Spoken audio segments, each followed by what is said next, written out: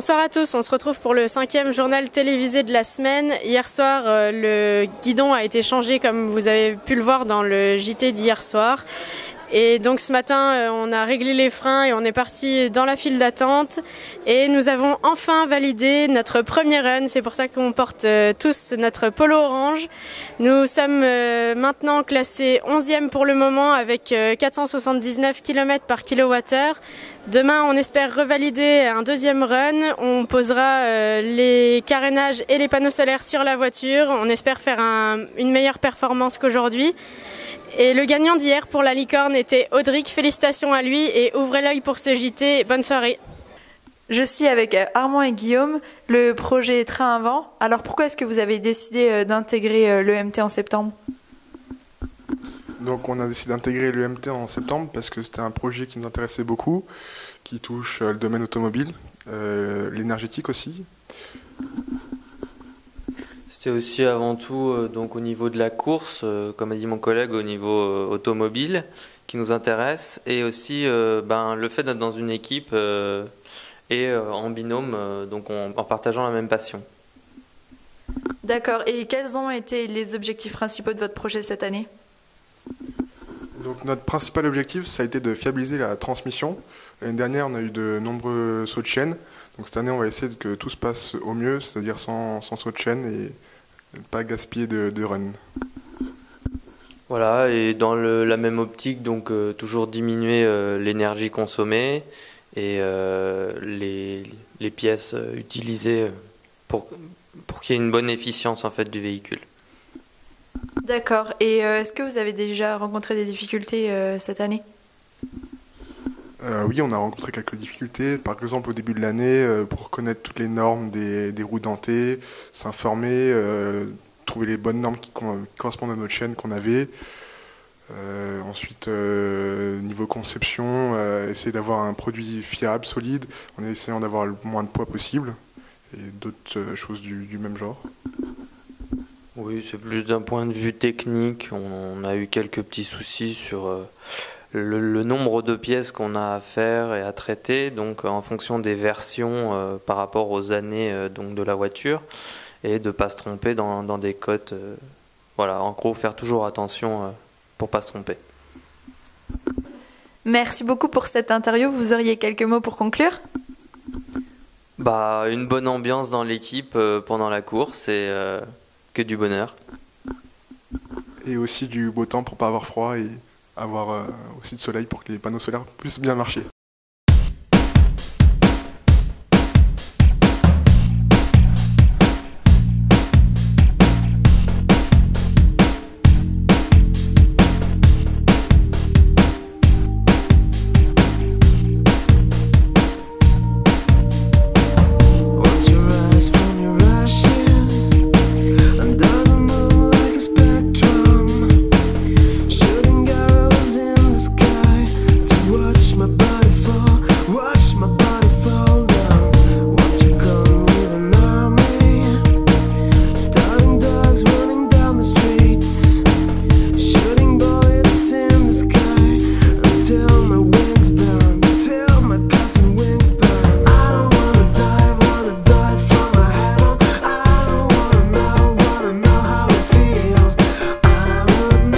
Je suis avec 3 anciens de l'Ecomotion Team, je vais les laisser se présenter.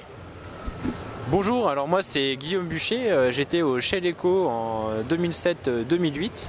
Actuellement je travaille chez EDF et je vais passer la parole à Thibaut.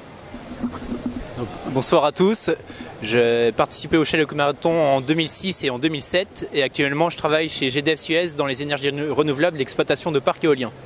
Et là je vais passer la main à Christophe.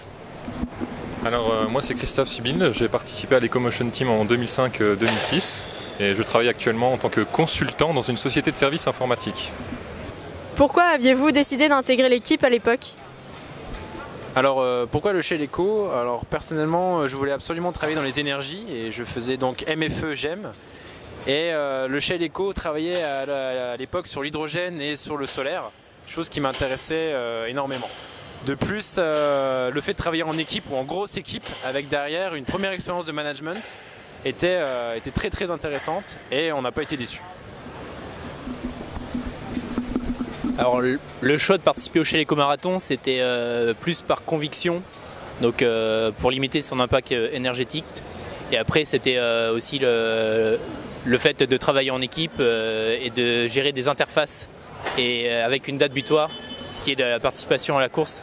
Et ça c'était quand même une belle expérience et qui peut servir aussi dans la vie professionnelle qu'on peut retrouver.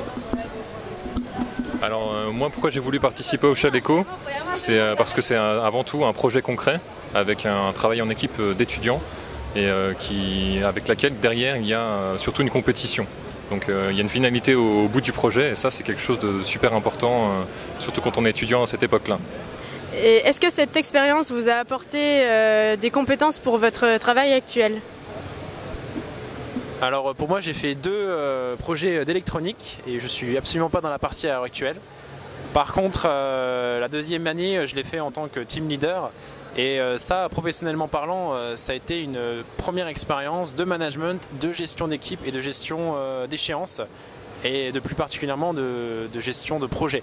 Donc oui ça m'a énormément servi par la suite et ne serait-ce qu'au niveau des entretiens d'embauche puisque ça a des lignes très importantes qui apparaissent sur le CV qu'on peut facilement vendre à partir du moment où on les explique et qui intéressent les recruteurs. Donc, comme Guillaume, j'ai également participé 2 ans au Shell Eco-Marathon. Donc la première année sur la fabrication d'un prototype de moteur roue, mais que j'ai pas utilisé après dans ma vie active. Mais c'est plutôt la deuxième année en tant que membre de team leader, où là tu es sur la partie de management de projet, de gestion d'interface entre les différentes binômes d'étudiants et la relation avec les tuteurs pédagogiques, plus la relation avec les partenaires. Après il y a les contraintes budgétaires aussi qu'il faut intégrer et ça c'est des choses qu'on retrouve également dans la vie professionnelle et toutes ces choses-là m'ont aidé dans ma vie professionnelle, quoi. Alors moi ce qui m'a surtout aidé au Shell Eco-Marathon c'est le fait que voilà, durant tout le projet on a des présentations à donner et ça permet de développer son sens de la communication, de pouvoir aider le projet à se développer, communiquer. Et effectivement, dans la vie professionnelle que je mène actuellement, les projets que j'ai menés sur le Shell Eco-Marathon, je suis plus du tout de la partie, mais toute cette partie esprit d'équipe, c'est quelque chose de très important et qu'on conserve tout au long de sa vie professionnelle. Ok, merci à vous 3 pour l'interview. Demain, on fait notre dernier run de la semaine. Est-ce que vous auriez un conseil à donner à l'équipe ? On n'est pas à l'abri que ça marche.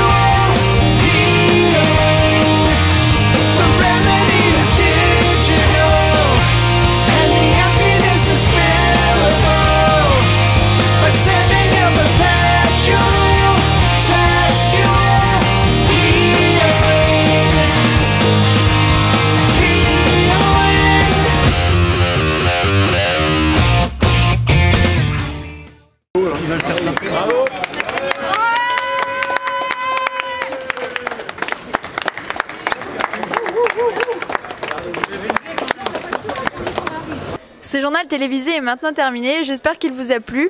Comme vous avez pu le constater dans la vidéo, des anciens de l'équipe et personnels de l'Estide nous ont rejoints cet après-midi afin de nous soutenir ce week-end. N'oubliez pas de nous rejoindre sur nos réseaux sociaux Facebook et Twitter, ainsi que de partager nos vidéos, car pour le deuxième JT, à partir du 400 vues, nous tirons au sort 2 personnes. Bonne soirée à tous!